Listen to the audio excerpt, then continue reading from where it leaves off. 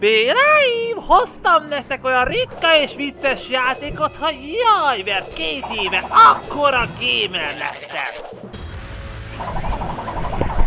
Aj, nem már! Még egy ilyen videó! Már lassan az újszülöttek is azért sírnak föl, hogy még egy ilyet látnak.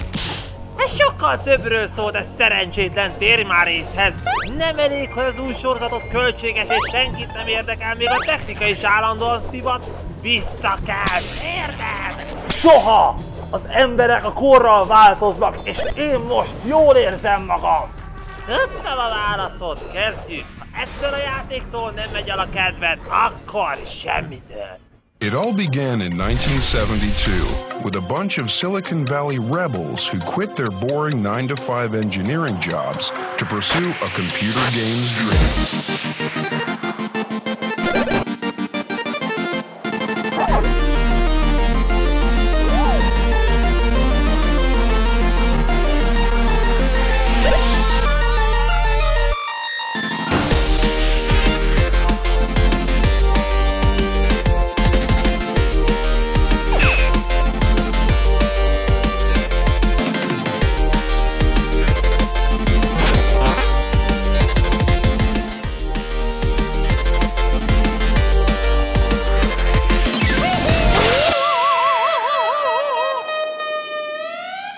Nos, a Ninja Golf nyilván nem üt akkorát, mint a Ninja Baseball Batman. De gondoljunk csak bele, a ninja előtag és a szemkötő izgalmasabbá teszi minden. A játék az Atari 7800-ra jelent meg, sajnos a konzol csak 59 saját játékot kapott, de mivel egy grafikai fejlesztésen átesett 2600 alapvetően, a 7800 a legtöbb 2600 játékot gond nélkül játsza, ami jelentősen megnöveli a szoftveres könyvtárat. Apró bökken, hogy a Kazikon már nincsen forvédő, mondjuk ugyanezt az olcsosított tokot kapták az új 2600-as játékok, és ami egy tök nagy hülyeség, hogy az 5200 után visszatértünk a hátukat mutató cartridge-ekhez. Mióta mániád ez a bla bla a bemutatott egyet körül? Meg fogsz lepődni, de a 2600-as leszámítva a gépet mindig érdekesebbnek tartom a játékoknál. A 2600-asnál pedig általában a programozási bravúrok nyűgöznek le. A 7800 magyarul némileg visszalépés a 400-800 számítógép család hardverére épülő 5200-hoz képest, a hangot teljesen a TIA chip szolgáltatja, ami a 2600-as játék esetében a grafikus feladatokat is ellát. A CPU a MOS 6502 módosított változata, 4 KB RAM és 48 KB cartridge ROM állt rendelkezésre, a gép pedig kapott egy szünet gombot, de nem az irányítón foglalt helyet, mint az 5200 esetében, ami némileg megint csak visszalépés. Mivel ezzel a gépen már nincsen fekete-fehér kapcsoló, a SIM card vagy a Secret Quest így nem pompázhat teljes fényében. Lájjál, a játékról beszélj! Türelmetlen köcsög! Dehogy türelmetlen, belesül a fejembe a pólóba a fejedet! Akkor vedd le, ez valami nyugati agy***, a ninják nappal is feketén burkolóznak. Szerinted egy vérgyilkos hogyan tudna elrejtőzni a tömegben ilyen egyenruhában? Ez a játék sem nevezhető éppen korhűnek, a 80-as évek játékfejlesztői meglehetősen csekély ismeretekkel bírtak a keleti kultúráról. Senki nem hallott azt a szót, hogy ninja. Azt, hogy van valami japán izé, az a judo lehet. Körülbelül itt ért véget a normális embertudás, és mi még csak nem is olyan normális emberek voltunk, hanem olyan matematikus félék. Az a szó, hogy nunchaku, na akkor tanultam. Amit így eldobnak, már elfelejtettem. Hogy az micsoda, és hogyan röpül. Úgyhogy akkor megnéztünk egy rakásnyi filmet, abból kialakult, hogy oké, maga a műfaj tetszik nekünk, az még nem világos, hogy mit lehet ezzel majd a számítógépen csinálni, de érezzük, hogy mi ebben a poén milyen eszköztárra számítanak a hanyatló nyugatnak azok az ifjúék, viszont tudják, hogy mi egy ninja, és az, hogyha föltesz meg egy olyan kis izét, akkor eltűnik a füstködben meg efélé. Itt meg igazából már nincsenek is elvárásaim, hogy drága barátunk golfütőt is kap. A játék alapszituáció, hogy éppen a kiképzésük utolsó állomásán járunk, hogy igazi ninják lehessünk, ehhez teljesítenünk kell a 9 lyukat. Sajnos nem a Hortobágyi 9 lyukú hidat, annál kicsit bonyolultabb a helyzet. Adott 9 terep, azon belül 5 tereptípus, az általános, a mocsár, az erdő, a homok és a víz alatti. A játékmenet minden pályán lényegében megegyező, ninja barátunk odasétál a labdához, szépen a joystickkal beállítjuk az irányt, igyekszünk a lehető legnagyobb távolságot belőni, ha ügyesek vagyunk, 2 ütésből eljuthatunk a pitig. Ezt követően el kell battyognunk a labdáig és megint elütni. A tereptípusok némileg térnek el egymástól. Ez most halál komoly. A ninja sétál a víz alatt és meg sem fullad, szóval némi Jaws dallam a pálya elején, meg a homoknál egy kis sivatagi közhelyzene, de más nem igen tér el. Ami számomra egy kis érthetlen, hogy a vizes pálya után az általános a legnehezebb.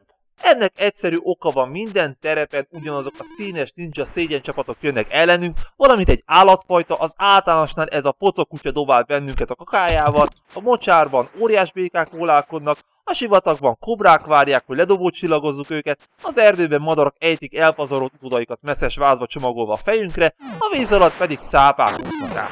Van persze néhány power-up, Mint a dobócsillag, a halhatatlanság, a kicsi és a teljes gyógyítás, meg persze az extra élet, de finoman fogalmazva sem kreatív a cucc. Az egyetlen lényegesen eltérő helyszín a pit maga, ahol az írógép sárkányt kell ledobálni hátulnézetből immáron végtelen számú shurikennel. de akkor hát, pörgessük ki a játékot!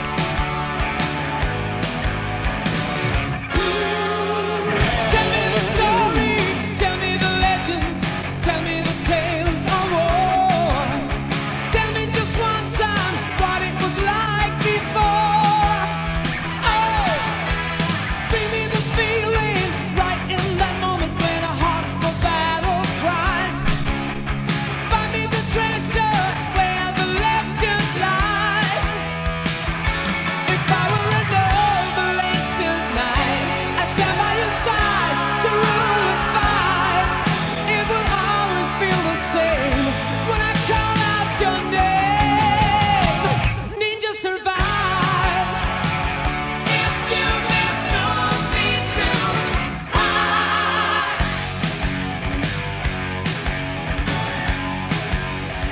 Kész!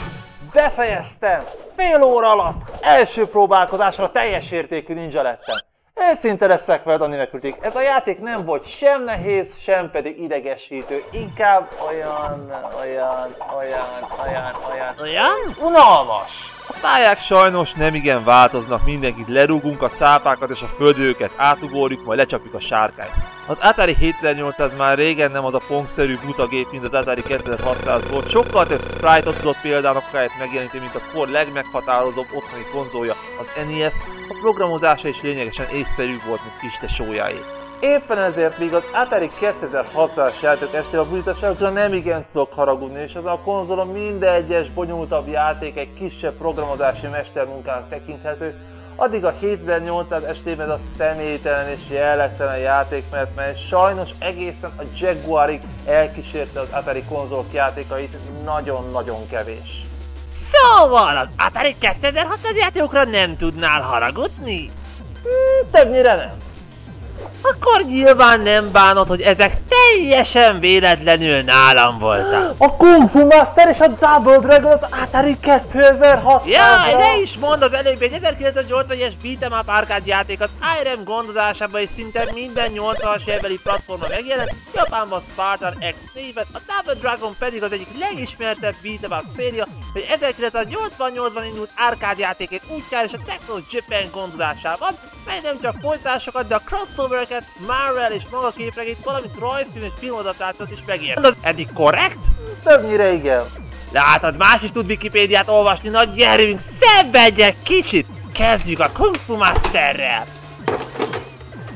Nem tudsz kiakasztani, elhiheted. Az embernek eleve nem szabad, hogy túlzott elvárásai legyenek, mert ezek mégiscsak Atari 2600 átiratok. Grafikailag a Kung Fu Master nemhogy rendben van, de egyenesen gyönyörű, főleg a statikus részek, melyeket csak némi scrollozás mozdít el. A karakterek ugyan kissé egyformák, de rendben vannak, a mozgás is szépen kidolgozott. A háttérben szóló zene az effektek mellett sem akadozik, egészen kellemesnek mondható. A karakterünk mozgás kultúra is jól kidolgozott, a felfelé az ugrás, a tűzgomb a rugás, a lefelé a guggolás, ellenben az oldalirányok mellett nyomjuk meg a tűzgombot, ütünk, illetve délkelet és délnyugat irányokban tartott Joy estében is inkább öklöz karakterünk. Vagyis összesen 4 féle támadást vihetünk, de te meg mit nevetsz? A játék célja, hogy 5 pályán keresztül elvergődjünk megkötött barátnőkig, felfelé haladva a páratlan pályákon jobbról balra, a párosokon balról jobbra. A játék, hogy növelje az ellenfelek számát, többször folyamodik a duplázáshoz és triplázáshoz, főleg a csak neked rohanó ellenfeleknél és kabócáknál. Egy pillanat! Tehát ütöm! Én ütöm! Ezek leszopják az életerőmet, és tehetetlen vagyok, beragadtam! És akkor a főellenséggel még nem is találkoztam! Na, oda megyek és... Hé, ő sokkal többet sebed és az életerően visszatöltedik, ráadásul sokszor nem is veszi az én pofonjaimat. Ezt nem hiszem el! Erre nincs mentség. Az Atari 2600 esetében a gép maga ellenőrzi a sprite-ok, a lövedékek és a labda találkozását. És abból kiindulva, hogy ők amint rám tapadnak és leszívják az életerőmet, az érintkezés megtörtént, de akkor én miért nem tudok ártani nekik? A főellenséget csak szimplán sportszerűte. Ha nem sikerül full HP-vel odaérni, szinte biztosan ő gyilkol le előbb, ha csak nem felejt el ütni ugyanazokat a mozdulatokat használva, mint te. Ennél már csak az a szebb, amikor a dobálózós ellenfél neked tapad és hirtelen beléd vág 4 bizbaszt 2 másodperc alatt és megöl, vagy amikor azért halsz meg, mert a kabócák nem hajlandóak tudomásul venni, hogy kabóca tökön rúgtad őket. Érdekes a játéknak a páratlan pályái nehezek, főleg mert az Atari 2600 korlátozott tárolókapacitása miatt a főellenségek kevésbé változatosak, mint az eredeti játékban. A páratlan pályákon a sétáló, dobáló emberek mellett még ezek a kis pöckök jelennek majd, vagy csak rátapadnak, vagy adnak egy kokit a fejedre csinos szaltó közben, a főellenség pedig mindig ugyanez a fekete csóka, aki igazságtalanul lepopozza a teljes életerődet. A páros pályák igazi felüdülést jelentenek, a másik pályán kígyók, bombák és sárkányok akadályoznak bennünket, de kis gyakorlással sérülés nélkül elkerülhetőek, a végén pár alapellenfél után a főellenség egy ilyen bumerangszerű izét haigáló csóka, akit egyszerűen csak le kell pofozni. A negyedik pályán a kabócákkal gyűlik meg a bajunk, akik irreálisan sokat sebeznek, általában a felszín körül levegőkkel érdemes csak foglalkozni, a fent repkedők elől érdemes lebukni. A végső ellenség itt lándzsákat dobál, ugyanaz a taktika nyerő, mint a másodiknál. És most próbáljuk meg, ha menekülök minden és mindenki elől, akkor csak összejön. Már tökére fejlesztettem az ütéseimet, már eljutok gond nélkül az utolsó bosszig sérülés nélkül, mindjárt megvan, mindjárt... Hajjaj, Tarian, valakinek nagyon hiányzol! Nem érdekel, megöltem a főgonosz, nye?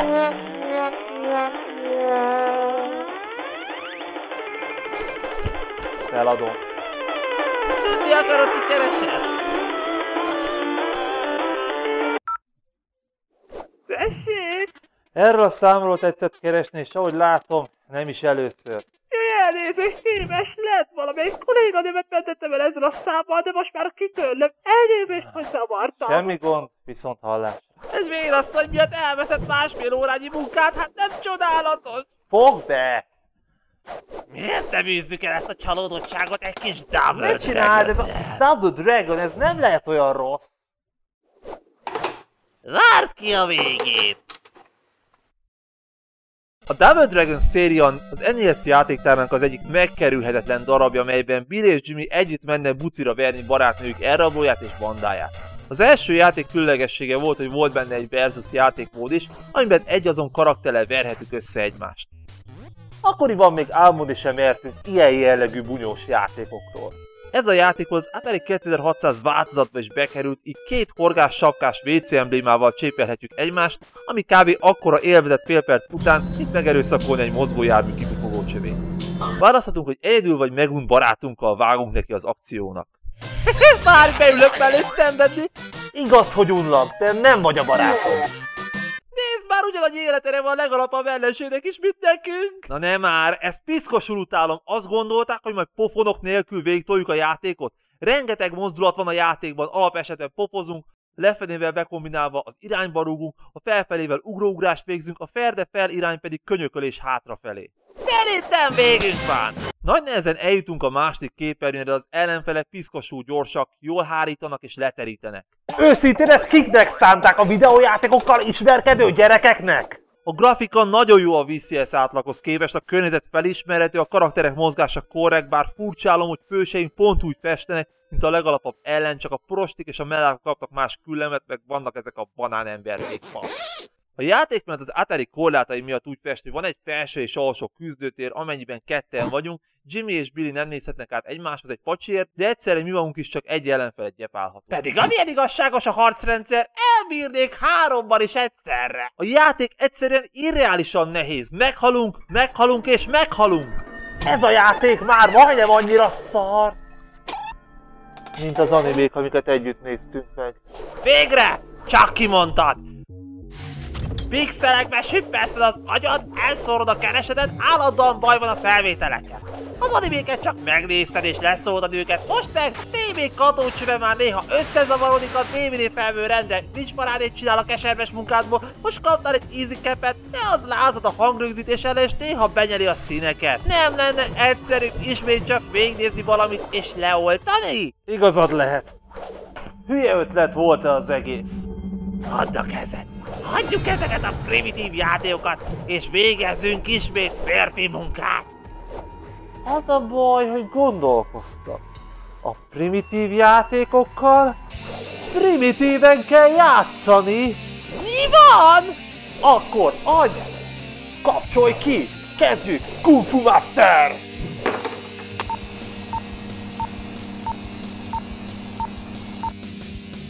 Csak rohanok előre, és csak akkor bocsátkozom harcba, ha nagyon muszáj. A kamócák hadd menjenek el a fejem felett, ezek az izék meg hadd potyogjanak, van időm.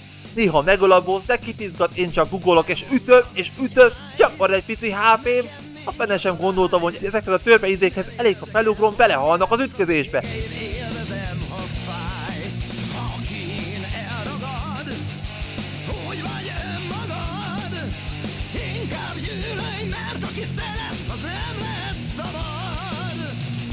Double Dragon!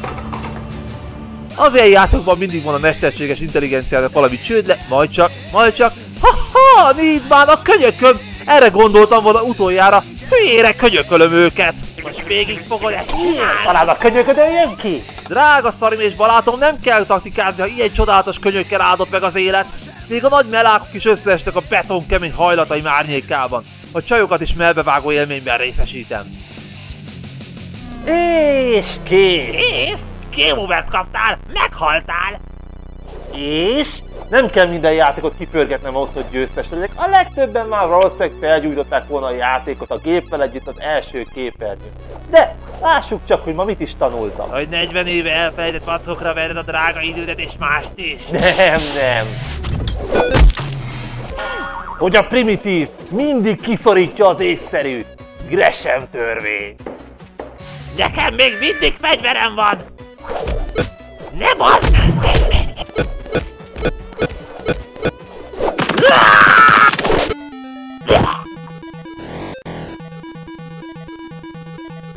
Na ez sem dicséri többet a mama főzté.